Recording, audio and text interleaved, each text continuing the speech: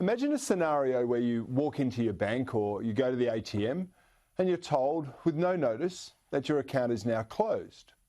Or you go to your insurance company and they say, I'm sorry, there's no more insurance for your house. Or your business payment provider suddenly cuts you off. Well, you'd probably be pretty annoyed. Anyone would. And you'd likely want to know why. But what if the why was because of your political beliefs or who your friends were or who you chose to donate money to?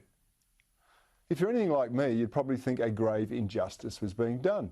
Yet that is now actually happening, and it's likely to get much, much worse. We are now living in the age of surveillance capitalism. Almost everything you do is being watched, tracked, and stored by big tech companies. They use that data themselves, and they also sell it to others. Now, most people have accepted that as the price of convenience or for access to a particular platform.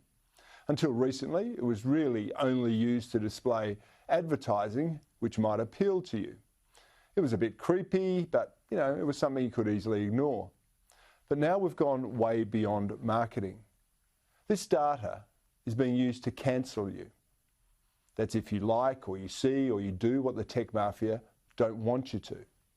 And lefties, they've been loving the fact that Google, Apple and Amazon cancelled free speech platform Parler on the grounds it was used to plot the Capitol Hill riots. However, now the FBI and other law enforcement claim it was Facebook and Twitter where the riots were principally planned. Now, I'll bet you anything that neither Facebook nor Twitter will be cancelled anytime soon. And that's because big tech and big data are now political weapons of targeted destruction. And the rules only apply to those they want them to. But it's not just big business. They're coming for you too. Remember, we've seen political figures recently and media shills calling for all Trump supporters, for example, to be targeted. Have a look at this. I also want to echo something that my friend EJ said. It's not only that Trump has to lose, but that all his enablers have to lose. We have to collectively, in essence, burn down the Republican Party. We have to level them, because if there are survivors, if there are people who weathered this storm, they will do it again. They will take this as confirmation that, hey, it just pays to ride the waves. Look at me, I've made it through. And so up and down the ticket, federal, state, local offices, the country has to repudiate this. This has become a dysfunctional anti-government party. That is not what the country wants and what it needs. Now, if you're a clear thinker, you might think that was a pretty clear call to arms and an incitement to violence by a semi-public figure. But if you did think that, you'd be wrong, because it's still up there on Twitter, and they, together with their tech mates, are judge and jury of what words actually mean now and when they can be used against you. Anyway, this surveillance capitalism that is making tech companies so wealthy and powerful is just starting to be weaponised, or as they euphemistically put it, hold people accountable. Let me give you an example of how they can do that. I imagine most of you are familiar with the convenience of the Face ID sign-in feature on your phone.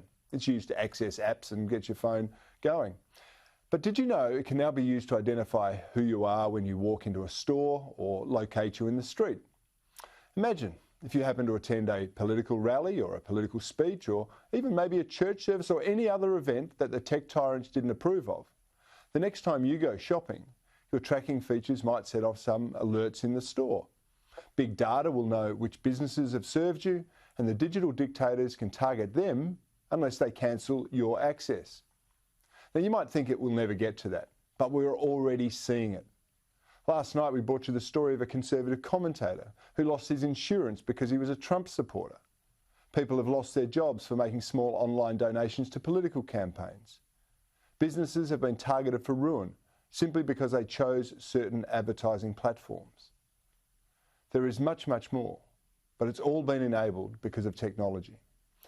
And if our government tried to use this form of surveillance and intimidation to shape the behaviour of their citizens, you can bet your bottom dollar there'd be a massive outcry. Many of us regularly condemn surveillance states like North Korea and China, and yet the same thing is now happening in Western countries. The only difference is that it isn't the government spying on our every move and building our social capital profiles. It's the technology companies like Google, Facebook, Twitter, Apple and Amazon. We naively accepted it when it was used only for marketing purposes, but now they are trying to use it as a means of coercive control. I say these tech companies are out of control. Drunk on money, power and influence, they have their data harvesting algorithms around our collective throats. Given how they are now prepared to use that against us, it's time we did something about it.